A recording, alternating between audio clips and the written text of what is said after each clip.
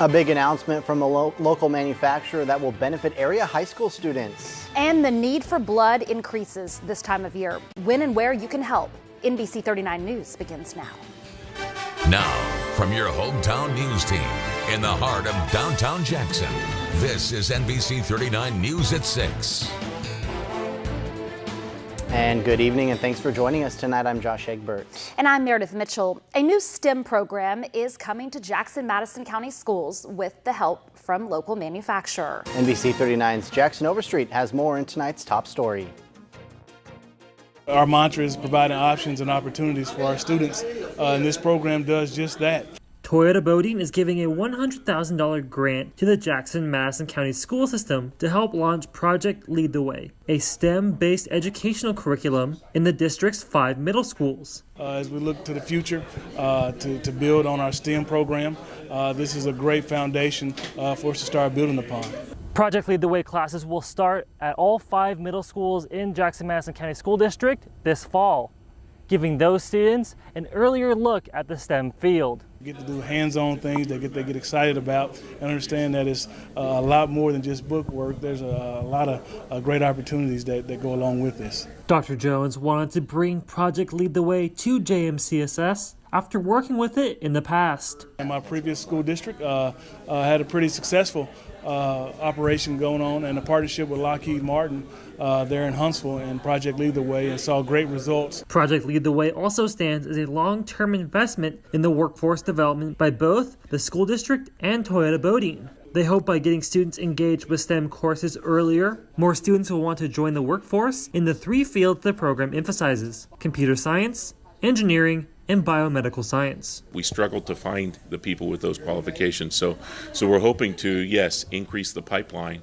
for those type of skilled positions. In West Madison County, for NBC 39 News, I'm Jackson Overstreet. Now, your first weather.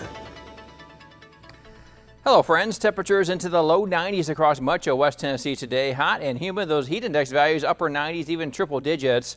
Heat index values are feel-like temperatures and really more of the same over the next several days. More heat, more humidity. Actually going to raise temperatures probably a couple more degrees and raise those heat index values, those feel-like temperatures into the triple digits as we head into the upcoming weekend. Not really a lot of chance of rain. A few isolated pop-up showers or thunderstorms. That could be dotting the forecasted landscape out there every once in a while, but really not looking like a very good chance of any type of rain until maybe we get into early next week, where we could see maybe more organization of some scattered showers and thunderstorms. But here's your highs from today: 90 degrees Paris, 92 in Union City, 92 degrees Dyersburg, 91 in Memphis, and 93 degrees a high today in Covington. For your Friday, partly to mostly sunny skies to start. Another warm and humid start to the day too. 75 at 7 o'clock in the morning, up to 90 by noon. 92 degrees by 5 o'clock in the afternoon. That high temperature probably close to 94 as we head into the afternoon hours of our Friday. But that heat index value over triple digits. We're looking at 100 to maybe 102 degrees is what it's going to feel like on Friday afternoon. And really more of the same over the weekend. More heat and humidity for the Father's Day weekend. And we'll talk more about that with your hometown forecast coming up in just a few more minutes. Countries around the world are celebrating those who donate the life-saving gift of blood. NBC 39's Camila Reda has more. Today, June 14, 2018, we gather to recognize World Donor Day. People from all parts of life and all parts of the globe will stop today to acknowledge the importance of volunteer blood donors. One of those donors is Mel Lencioni. Lencioni is currently working on donating his 9th gallon. The best part is when you get that phone call and so that your blood was used to save a life at such and such a hospital. I enjoy hearing that. Since 1947, Lifeline has been honoring their agreements with hospitals and air evac helicopter locations. When they're in critical need, they're urgently trying to reach the amount of blood in the agreement. Each hospital says we need so much blood per month. If we agree, if we commit to provide X amount of units of blood to your hospital, we have got to get that blood in and get it to the hospitals. After local needs are met, blood banks try to have enough cushion to be able to help each other around the country during emergency situations. So when we call for blood, not just in an emergency appeal, but every day, there is a true need. Public Relations Coordinator for Lifeline Blood Services, Cherie Parker, wants to remind everyone that there isn't anything artificial to replace blood and that no one's immune to the potential need for it. Lifeline Blood Services will be holding summer blood donation campaigns through August to help encourage blood donations throughout West Tennessee. For NBC 39 News, I'm Camila Rueda. If you're looking for something to do this weekend outside, Shiloh National Park has something just for you. The park is hosting a Monuments of Shiloh bicycle ride on Saturday. The Ranger guided tour will focus on the symbolism behind some of the battlefield's most prominent monuments.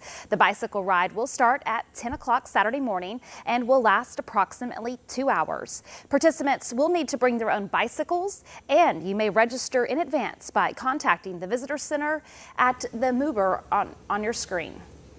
Well, across the country, people were celebrating Flag Day, including right here in the Hub City. Flag Day was started by a teacher in 1885 and is still celebrated to this day. Now, we spoke to Central District Chairman of the Boy Scouts of America, Dan Brooks, to learn the proper etiquette of the American flag. He says to never let the flag touch the ground or building or any tree limbs. He also says to retire your flag if it's tattered or worn and replace it with a new one. These simple rules are important to know so that the flag can be shown proper respect. Brooks even demonstrated how to fold the flag for us. If you take a look at this U.S. flag, when we fold it, it is in a triangular shape. And there are 13 folds to the flag that represent the original 13 colonies. Now, the triangle shape represent the cocked hats that the soldiers wore during the Revolutionary War. The flags installed by the Jackson-Madison County chapter of the Daughters of the American Revolution will remain until Saturday, July 7th.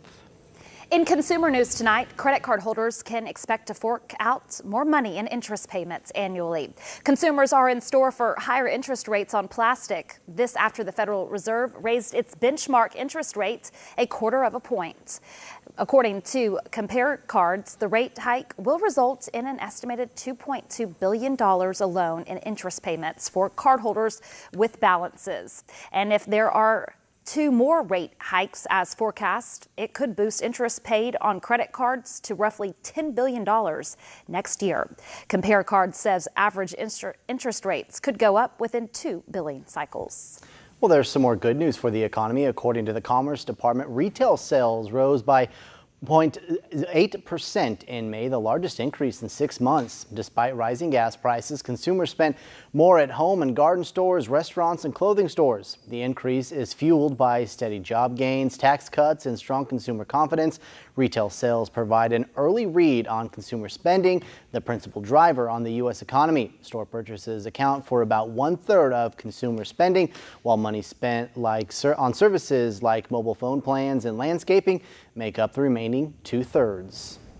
Managing work and kids during the summer months can often be challenging, but a new Career Builder survey finds the majority of working parents say you can have it all. In fact, 78% of workers with kids at home say it's possible to be equally successful in your career and as a parent. But time at the office is taking a toll on some families. More than 1/3 of working parents say they have missed a significant event in their child's life due to work in the last year.